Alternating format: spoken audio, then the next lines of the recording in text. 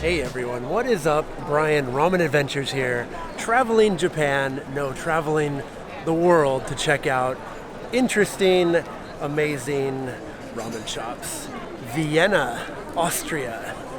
Yeah, we've traveled pretty far to come eat ramen. You know, it doesn't take much. I need a couple reasons to come to a place. I got two here.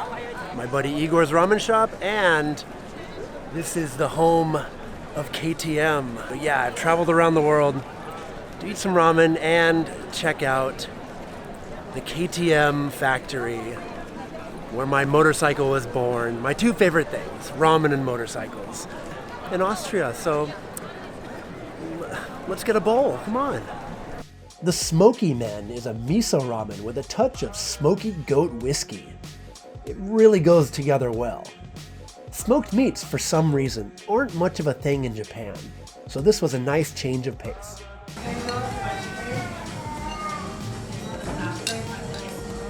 Crushed it. At lunch, you can get a budget-friendly yakisoba. If you want to go vegan, get it with their homemade tofu. Locals told me that this dish is a version of a famous German-style yakisoba called Gerbratennudeln.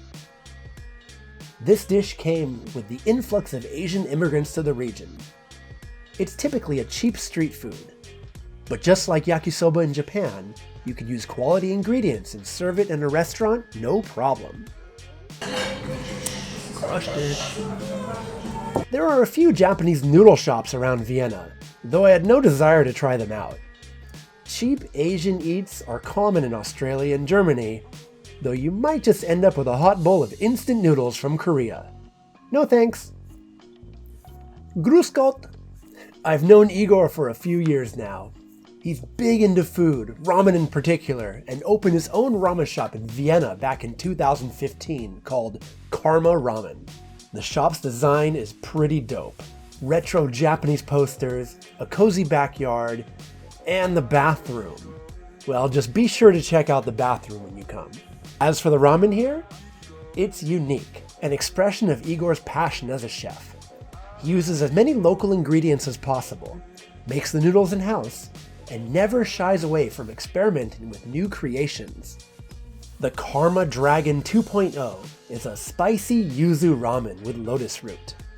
Nothing crazy in the heat department, with a nice balance of spicy, salty, and aromatic. We opened 3 years ago on 20th of October, which is in a few weeks. It's going to be exactly 3 years. We opened as a first ramen shop in Vienna, so kind of ramen pioneers. That's why we became very popular from the beginning. And the original idea was always to make good homemade ramen from local ingredients. So we try to source our ingredients as local as possible. For example, our flour comes from about 50 kilometers from Vienna. We use only local meat for our chashu and local chickens for our soup. We use vegetables from local farmers as close as possible to the city. It's, of course, everything made fresh on daily basis. Few ramen bowls which are, I think, very unique, because we think that ramen is a very, very creative and flexible dish. So we try to play with it because we want to have fun as chefs and we want our guests to have fun as well. We have a few bowls which are very traditional. So those are the recipes which I was learning in Japan. Hope doing my best. Igor is also a motorcycle fan, yeah, a rider, so we might be doing something tomorrow, huh? We're gonna ride tomorrow. Yes. KTM. Yes. Ramen rider. My two favorite things, ramen and motorcycles. Those are the best. Let's indeed. do it. All right.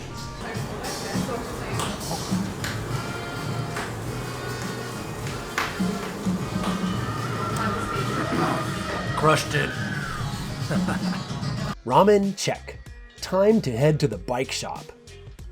We picked up a couple KTM motorcycles from their flagship store in Vienna. Personally, I ride a 2008 KTM 990 SMT.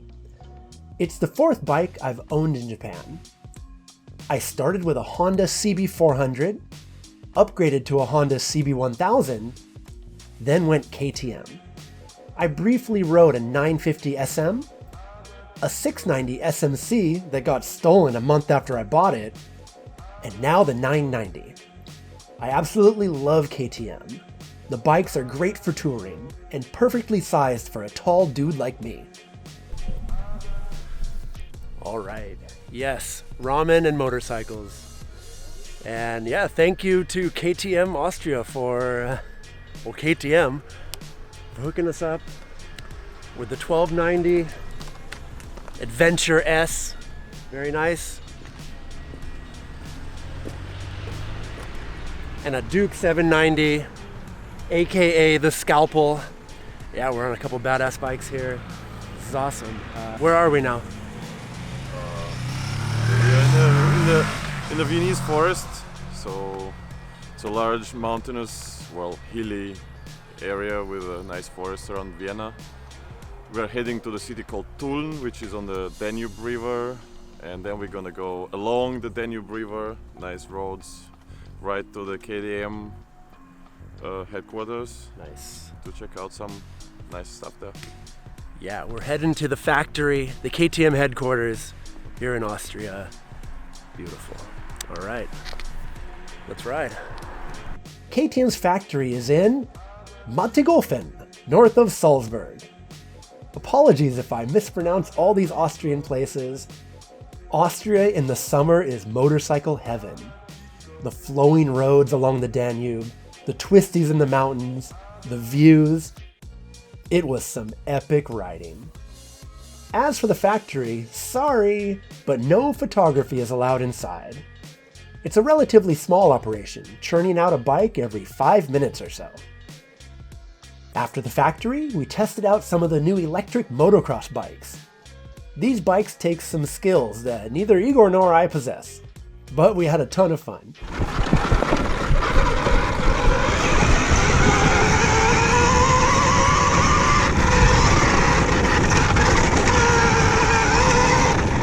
As for our bikes, these brand new KTM road bikes are sick. The 790 is dubbed the Scalpel for its razor-sharp handling and quick response. The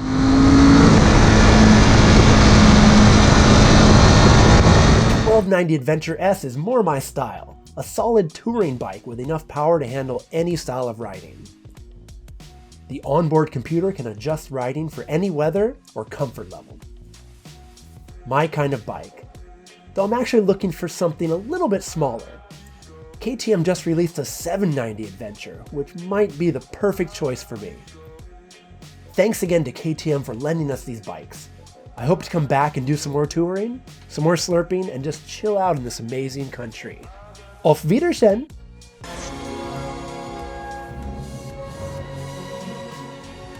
That's how Austrians say goodbye. Hey, thanks for watching another Ramen Adventures video. I've got links in the description. I've got a merch account. If you like this video, like it, subscribe. If you really liked it, check out my Patreon account, and I am out of here. Hey, hello from the roof of my $1 million home here in Tokyo.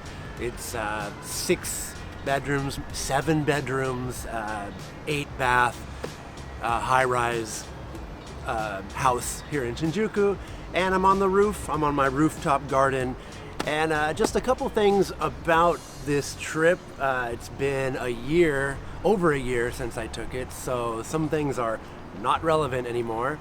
Actually, Igor is not with Karma Ramen anymore. He's sort of left that shop and become this vagabond chef traveling the world doing pop-ups, going to cooking shows, basically like improving himself. I've met him a few times all over the place. Karma Ramen is still there. I do recommend you check it out. I really loved everything I had there. Again, thank you KTM for hooking up the bikes out there. I'm hoping to get some more motorcycle-centric ramen videos, especially here in Japan, where I have my own bike. I don't have to borrow a bike out here. Yeah, I'm curious if there's any other KTM riders out there, any of my followers. In Japan, KTM is kind of a luxury brand, so you don't see a lot of them. But in Europe, I saw KTMs all over the place. Perfect bikes for those Alps. Oh man, just great riding. So yeah, thanks for everything, and keep watching. New videos coming soon. Ramen Adventures is out of here.